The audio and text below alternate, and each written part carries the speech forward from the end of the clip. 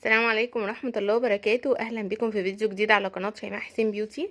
النهاردة بقى الفيديو اللي بنستناه من السنة للسنة، يعني احلى حاجات واحلى منتجات جربتها خلال السنة كلها. واحلى حاجة ان هو كان عام مليء بالمنتجات المصرية، بجد كان يعني كنت مبسوطة جدا وكنت فخورة قوي بحاجات كتير قوي جربتها و... وربنا ينصر اخواتنا يا رب في كل مكان، والسنة الجاية كده يعني نكون في احسن حال في كل البلاد. فعايزه اقول لكم يعني اكتشفنا حاجات بجد ما كناش متخيلين ان هي بالجمال ده. وهشارككم بقى اكتر حاجات عجبتني السنه دي. فيلا بقى قوموا اعملوا حاجه اشربوها ونرجع تاني. بصوا بقى انا عملت كوفي بريك وقاعده بشربه معاكم، انتوا كمان اعملوا حاجه تشربوها. ودي كان يعني يعتبر من احلى الحاجات اللي الواحد اكتشفها السنه دي. اهو طعمه حلو جدا وفي منه فليفر كتير قوي. آه وما يفرقش حاجه عن المنتجات اللي كنا بنستخدمها قبل كده. فيلا بقى اعملوا حاجه تشربوها. نبتدي بايه؟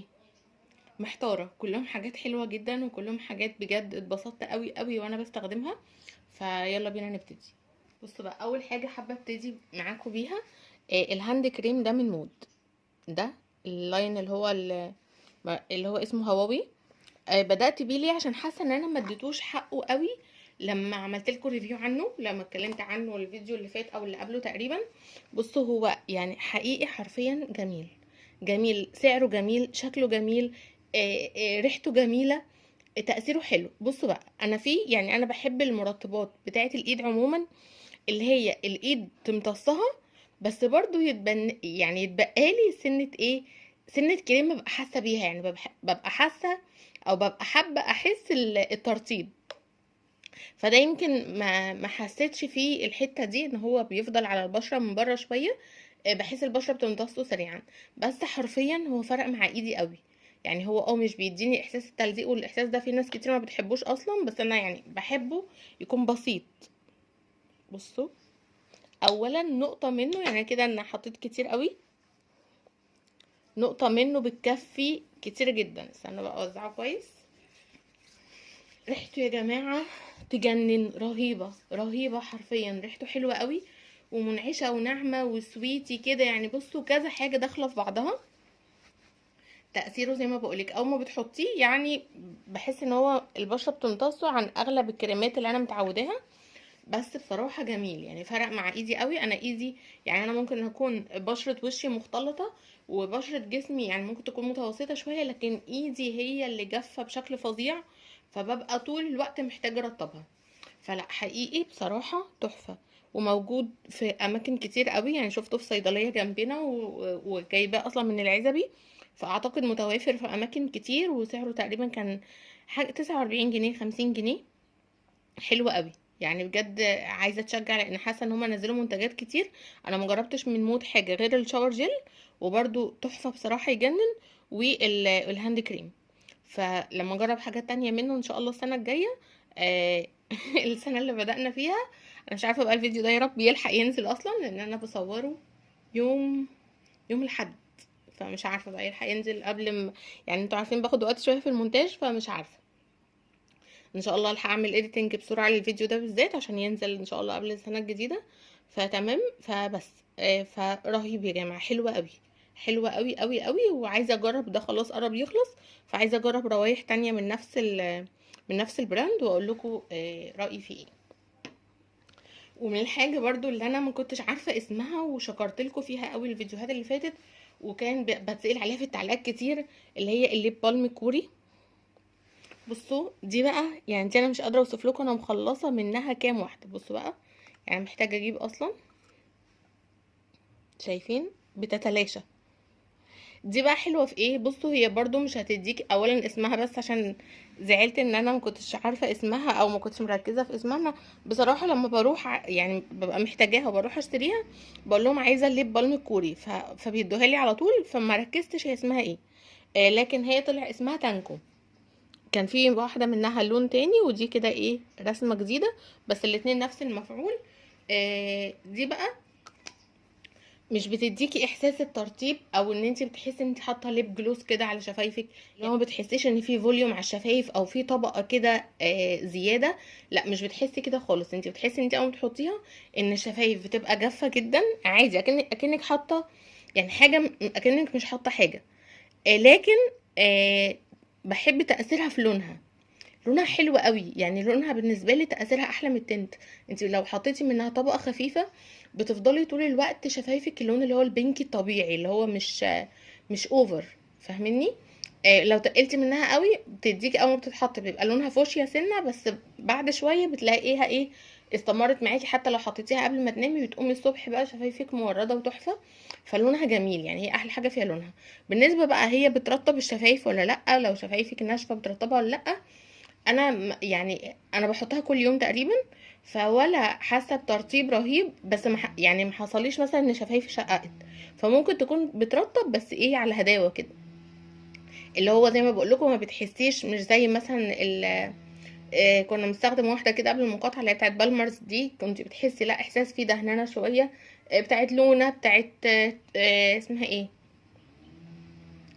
مش عارفه براند كده، كانت بتاعت ميك اب، تشاو بيدوكي كلهم، بيدوكي زي فوليوم بسيط كده على الشفايف وبتحسي ان في حاجه محطوطه. لكن دي لا، مش بتحسسك بكده خالص. بس هي اللي عاجبني فيها لونها، وكمان سعرها يعني حاجه لا تذكر. مش فاكره كان يعني ل 30 ل 20 حاجه كده. فحلوه قوي قوي. بتبقى موجوده عند الحاجات، الناس اللي هم بيبيعوا حاجه السكين كير والاكسسوارز وكده، يعني اي بوتيك او اي حاجه من الحاجات دي بتبقى معاهم.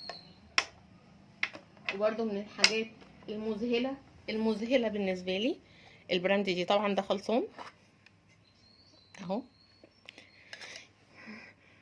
بعشقه وبعشق ريحته وعايزه اجرب كل حاجته، لان برضو كير اند مور مصري، فخر الصناعه المصريه، جوده سعر رهيب، باكج تحفه، حاجه متعوب عليها من الاخر بصراحه. انا جربت اللي هو الكريم ده مكتوب اللي هو هاند اند بادي كريم، يعني كريم للايدين وللجسم، هو كريم مرطب عموما. ترطيبه حلو قوي، ريحته حلوه قوي. جربت اللون ده اللي هو بالتوت، وجربت التاني لونه بينك مرسوم عليه فراوله، فظيع. وبعدين بقى القمرين دول القمرين بتوعي، ومن اجمل الحاجات ومن ارق وارقى واشيك الحاجات. يعني عارفين لما يبقى في حاجه بتاعت سكين كير وبادي كير وهير كير، بس تحسيها شيك وتحسيها حاجه كده راقيه، والكواليتي بتاعها حلو جدا. الحاجات اللي هو الشاور جيل والشامبو بتاع سيرا بجد تحفه. اولا زي ما انتم شايفين الباكج كده بيتكلم عن نفسه، حاجه في منتهى الروقان. يعني عارفين لما تحس ان الحاجه كده رايقه، هما رايقين جدا. عارفين اللي هو بيرطب وبينظف وبيدرع حلو على الهادي، يعني كل الشغل على الهادي بصراحه. فعجبني جدا جدا جدا. طبعا انا مجربه حاجه سيرا من زمان قوي، بس وسيرة انا جربت السنه دي ليها حاجات كتير قوي كلهم تحفه بصراحه. انتوا عارفين انا شهادتي في حاجتها مجروحه، لكن دول بقى السنه دي كانوا بصراحه يعني موديني كده في حته تانية. الشامبو تحفه، ده الهير شامبو تحفه. اولا يعني بينظف وخفيف قوي على الشعرايه، بصوا انا مخليه فيه شويه، تحفه. عارفين زي مش عارفه اوصفه بايه اكتر من اللي انا قلته، بس اللي هو ريحه جميله على الهادي. هو كده بينظف الشعر جدا جدا جدا. الباكج بتاعته حلوه وسلسه في الاستخدام، تعملي كده وبتنزلي، فبيبقى سهل عليكي قوي وانتي بتاخدي شاور، ومش بينزل كميه كبيره متحسيش ان انتي بتهدري منه. آه ممكن يغنيكي اصلا ان انتي تحطي كونديشنر، لان بحس ان هو مش بينشف الشعر، بينظف كويس كمان، ومش بينشف ومش بيعمل ريحه كمكمه بعد ما بتخرجي من الشاور، وريحته حلو. فطبعا غير كده ان هو طبعا ما فيهوش كيميكال، ده منتجات طبيعيه يعني هي اللي عاملاها. فمش قادره اوصف لكم تحفه ازاي. في هيلورونيك اسيد كمان، فعشان كده ما تحسيش ان هو بينشف الشعر قوي. رهيب رهيب. والشاور جل بتاعها ده انا بخليه بقى للايه، لما اكون عايزه اخد شاور بس يعني في مود هادي شويه، حاجه كده. طبعا هو فيه الموند اويل وجاجوبا اويل وبرده مش من الحاجات اللي بتنشف وبتنضف، يعني بينضف من غير ما ينشف، ودي حاجه من النادر من النادر ان انت تلاقيها في الحاجات اللي هي بتغسلي بيها سواء شعرك او جسمك. ريحته برده اللي هو بابل جام تقريبا، عسل، ريحته عسل، جميله جميله، بحبهم قوي بصراحه. بيخلوا اصلا انت وبتاخدي الشاور بتاعك بتحسي ان ريحه المكان كله بقت حلوه ورقيقه وناعمه. فحلوين قوي، لو انت عروسه حاولي تجيبيهم، بس طبعا مش يتشالوا في الجهاز لان الاكسباير بتاعهم مش كتير، لان دول منتجات طبيعيه، فمش اللي هو انت تطولي عليهم قوي، يعني تستخدميهم في خلال سنه سنتين بالكتير. فحلوين قوي بصراحه، لو عروسه هاتيهم هتستمتعي جدا جدا وانت بتستخدميهم، وتاثيرهم على جسمك مش هينشفوا لك جسمك، وخصوصا في الشتاء اللي احنا فيه ده، وكمان هيدوا ريحه حلوه قوي. وهحط لكم طبعا اللينك بتاع سيره هي بيج اونلاين، عندها جروب اونلاين، وكمان بتنزل بازارات كتيره، فهحط لكم طبعا اللينك بتاعها في اول تعليق. وعلى سيره الحاجات الطبيعيه برضو، اسماء تابعه سيره برضو، اخت سيره، جربت من عندها السنه دي حاجات كتير، والتوب بالنسبه لي دول توب التوب حرفيا.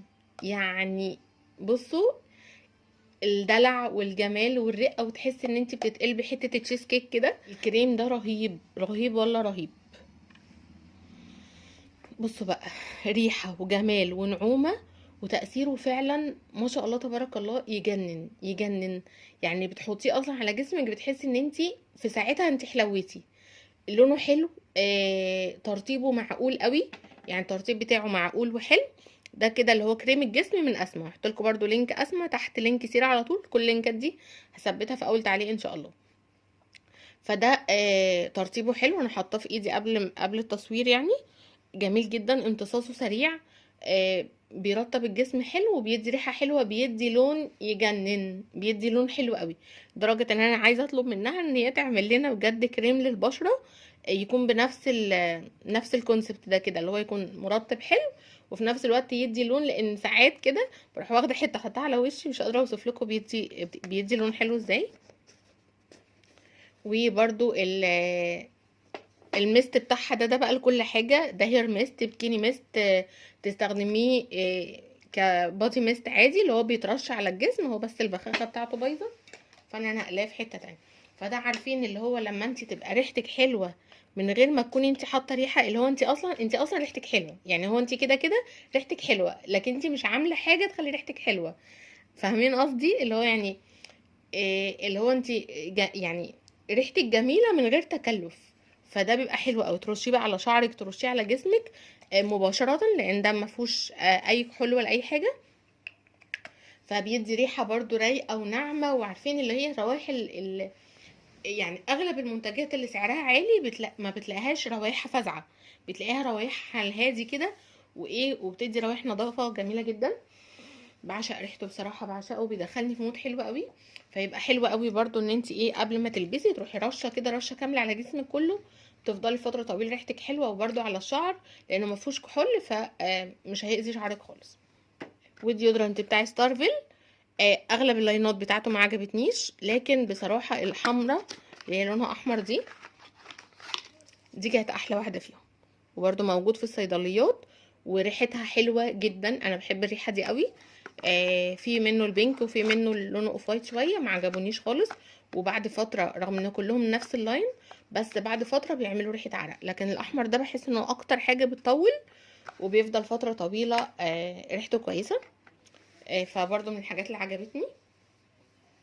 والشمعة دي برضو من بنوتة كده، الصفحة بتاعتها مش عارفة اسمها ار اند حاجة، بصوا كلمتكم عنها برضو قبل كده، جميلة قوي، وريحتها فانيليا كده هادية. وايه تاني؟ بصوا بقى، في حاجتين من ماي واي موجودين عند ماي واي، وبتعامل مع بنوتة معينة برضو بتديني حاجات بأسعار حلوة، فاحط لكم برضو الجروب بتاعها. ده ايه ده بقى؟ ده اسمه ده بادي باتر، اسمه سوفت تقريبا، سوفت سكين اللون ده. بصوا بقى، ريحته قريبه من ايه قوي، ريحته قريبه من دي، عارفين دي سوبا اند جلوري اللي هي كانت مش عارفه كان اسمها ايه، هي زي مخمريه كده، آه قريبه جدا من الريحه بتاعتها. بصوا دي زبده للجسم، ان شاء الله عايزه اعمل لكم بالتفصيل بقى كل الحاجات اللي جربتها من ماي واي. ماي واي طبعا شركه مصريه معروفه اهو. دي قويه وحلوه للشتاء ان انت توزعيها على جسمك، على الركب والاكواع، على الحاجات دي كلها. فبصراحه حلوه قوي، وريحتها زي ما بقولك كده ايه، جوز هند على الهادي شويه. فبصراحه جميله، وكان سعرها حلو قوي. هي بس ساعات بتبقى مش متوافره، بس يعني لو لقيتوها متوافره وحبيتوا تجربوا حاجه جديده فهي جميله. بصوا بقى البرفيوم ده من ماي واي برضو، اسمه برنسس كده زي ما انتوا شايفين. لفت نظري قوي، وده جديد اعتقد عند ماي واي، ما كانش موجود من الحاجات الكلاسيكيه يعني عندهم، او من الحاجات القديمه.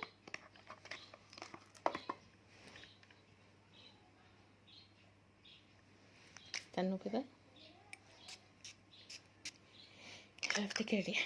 بصوا بقى هو ريحته جميله جدا جدا، ومن الروايح الهاديه، الروايح اللي انتي ما تحسيش ان انتي مخنوقه وانتي بتستخدميها. والحاجات دي بصراحه ساعات في الشتاء كده مع ادوار البرد والحساسيه والحاجات دي، بيبقى الواحد مش قادر يستحمل روايح قويه او ثابته بدرجه كبيره، فده ثباته ضعيف بس ريحته حلوه قوي. يعني انا ده ذوقي في الروايح، ريحه منعشه كده، على يعني تحسي كده بانتعاش لما بترشيها. فبصراحه حبيته قوي، يعني منعش وفي حته رقه برضو في النص. فلا جميل. من الحاجات اللي هي ايه، تحسي انت ايدك بتجري عليها. يعني لو انت قدامك كذا ازازه برفيوم كده، تلاقي ده ايدك بتجري عليه من كتر ما هو فعلا بيعمل لك ريفرش كده، وفي نفس الوقت مش يعني مش بيأذيكي او مش بيفضل كتير طول الوقت انت شماه فبتحسي انت بتزهقي. لا، من الحاجات الايه اليوميه السريعه كده، ترشيه بسرعه وتقضي يومك عادي، فبتحسي ان هو ايه، لذيذ. يعني من الحاجات بصراحه اللي تحسي كده ان هي اضافه للكوليكشن بتاعك. وايه تاني بقى، دي بقى بصراحه دي انا كنت مكلماكم عنها في فيديو قريب قوي، الدلكه السوداني. رهيبه يا جماعه، رهيبه رهيبه رهيبه. انا عندي منها دول وعندي منها برطمان تاني. آه دي بتبقى ريحتها شرقيه وريحتها بخور. بتاخدي جزء منها وبتفرديه كده بشويه ميه، وبتبتدي ان انت تعملي بيه سكراب لجسمك، وبعدين بتشطفي جسمك وما تحطيش اي كيميكال تاني عليها. خلاص بتطلعي عادي، عايزه تحطي اي بادي لوشن ترطبي بيه تمام، لكن ما تغسليهاش. يعني بعد ما تعملي بيها سكراب وتشطفيها، ما تحطيش ولا شاور جل ولا صابون على شعرك، سوري، على جسمك. تمام. وبرده من الحاجات اللي جربتها السنه دي وحسيتها برده لذيذه. بص هو ما حسيتش فيه بتأثير اللي هو فرق مع بشرتي فرق كبير. ممكن اكون انا مش مداومه عليه شويه، بس هو فكره ان انت عايزه حاجه تهتمي بيها بنفسك وتكون سريعه. فده ده من براند اسمها سبيكترا، اول ان وان، يعني كذا حاجه في واحد. فمكتوب عليه ان هو بيجدد الخلايا، وبيبقى دهان كويس جدا للبشره، وبيشيل البقع السمراء، وكمان بيساعد على تفتيح الهالات السوداء. فهو فكره ان انا احط مرطب ينفع ان انا احطه على وشي كله وحوالين عينيا وكده، فدي فكره كانت بالنسبه لي مريحه. وبرده هو بامب كده، فبيبقى سهل قوي ان انت تستخدميه. يعني النقطه دي كفيله ان هي تكفيلك وشك كله، وتوزعيها بقى ايه على حوالين عينيكي وعند كل حته في وشك. فعشان حتى لو هو ما حسيتيش ان هو فرق او عمل حاجه، بس اللي هو كمرطب بيفضل يعني بيحميلك بشرتك ان يحصل فيها حاجه اصلا. وبرده من المنتجات المصريه الجميله كولاجرا. ده برضو انا بستخدمه من زمان قوي، من كتير يعني، من قبل المقاطعه كمان وانا بحبه. وده صن بلوك مصري 100% طبعا، و اس بي اف 50، وبيحميكي من اليو في اي واليو في بي. فحلو قوي، بينزل عليه برضو عروض كتير، فمن الحاجات اللذيذه. وبصوا بقى الحاجات اللي هي خاصه شويه. بصوا عشان انا يعني اتعمدت ان انا احاول اجيب لكم كده حاجه من كل حاجه في الفيديو ده، بحيث الناس اللي مش عارفه بدايل كتير للمنتجات اللي احنا مقاطعينها يبقوا عارفين. فده دي بادز كده يوميه، بتحطيها بشكل يومي. حلوه جدا وبتبقى لذيذه معاكي لو نازله مشوار او حاجه وعايزه كده تبقي فريش طول اليوم وتحسي انت نظيفه، فيا دوبك بتغيريها فبتحسي كده بنظافه وانتعاش. دي براند اسمها فريش دايز اهي، ودي تبع شركه سانيتا. تمام. وهي عملت سيرش عنها ولقيتها شركه مصريه. بالمناسبه بقى، ان انا الفيديو اللي فات حطيت لكم ده وقلت لكم ان البنت اللي كانت موجوده في المكان اللي كنت بشتري منه اكدت لي ان هو كوري. عارفين، واللي هي عماله تقول لي انا ما بجيبش حاجه عندي مقاطعه اصلا، والحاجات اللي عندي اللي موجوده قدامك دي كانت من قبل المقاطعه، لكن احنا لما بنيجي نشتري جديد مش فاللي هي حسستني ان هي معانا. وبصوا الله اعلم بيها، يعني ممكن تكون مش عارفه بقى بصراحه، بس اللي هي من كتر ما هي ادتني ثقه ان ده معانا، طلعته في الفيديو بكل اريحيه وقلت لكم. ففي بنوته ربنا يكرمها قالت لي لا يا شوشو، ده مش كوري، ده انجليزي. اتصدمت. فانا كنت الاول قعدت ادور على بلد الصنع، بعد فقعدت ادور في المهم ما لقيتش حاجه مكتوبه، فقلت طب خلاص هي هتكذب عليا ليه، واتعاملت على اساس ان انا اكلمكم عنه على الاساس ده. فلما البنت ده قالت لي، حد في التعليقات قالت لي ان لا انجليزي، دورت على بلد الصنع ولقيته فعلا انجليزي، واتضايقت جدا جدا جدا جدا. فاعذروني. وما لا يعني هنبقى في بتهيالي نفس الفكره في براند تانية كده تركي اعتقد، هتأكد ولو اتأكدت ان هو تمام هبقى اجيبه واقول لكم برضو نستخدمه ازاي. تمام. لكن فريش دايز دي تبع شركة سانيتا، واعملوا سيرش عنها برضو.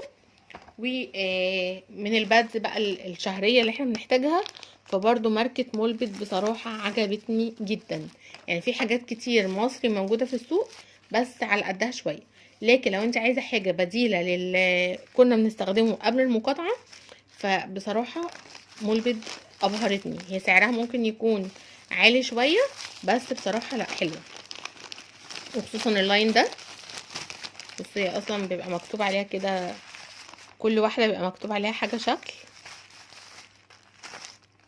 لذيذة متعوب عليها كده. عارفين لما حد يكون تعبان على الحاجة وبيحاول ان هو يعمل حاجة كده تكون يعني ايه الكواليتي بتاعها يكون حلو. بصي هي بيبقى فيها زي برفيوم خفيف، فبرضه بتديكي انتعاش في الفترة دي. زي ما انتم شايفين كده مكتوب عليها شكل البرفيوم، وده شكل اللي هي مولبد الترا راحة وانتعاش.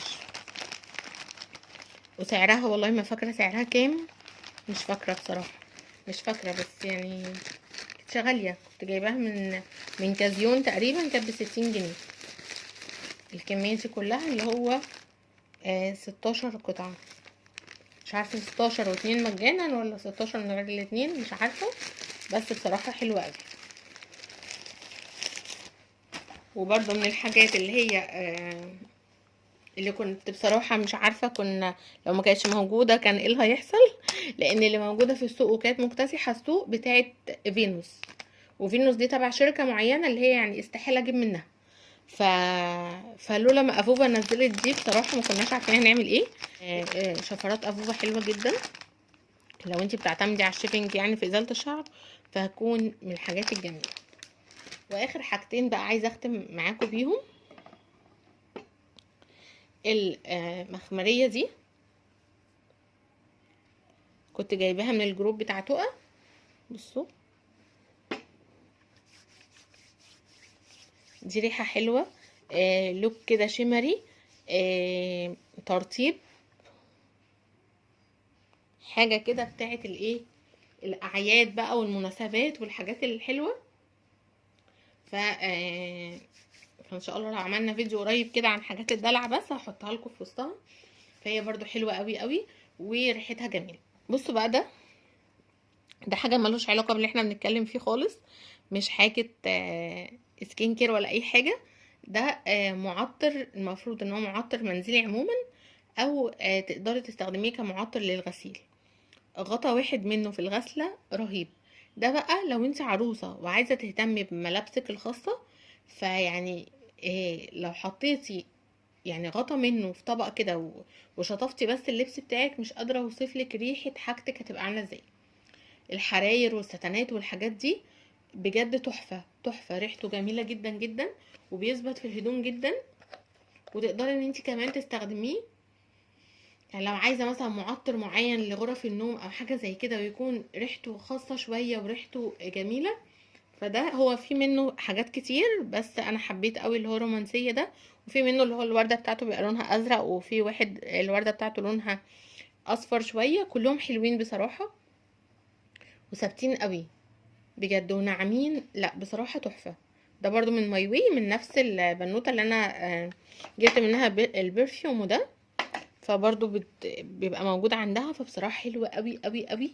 فبجد مش عارفة اقول لكم ايه على كل تعليقاتكم الحلوة، وعلى كل دعمكم، وعلى ان انتوا بتستحملوني مهما بيكون عندي ظروف وبتأخر عليكم، بترجعوا تاني تدعموني، وبجد مش عارفه اقول لكم ايه والله. ربنا ما يحرمنيش منكم ابدا. فيا رب بقى يكون النهارده الفيديو عجبكم، واشوفكم بقى في فيديو جديد ان شاء الله، والسلام عليكم ورحمه الله وبركاته.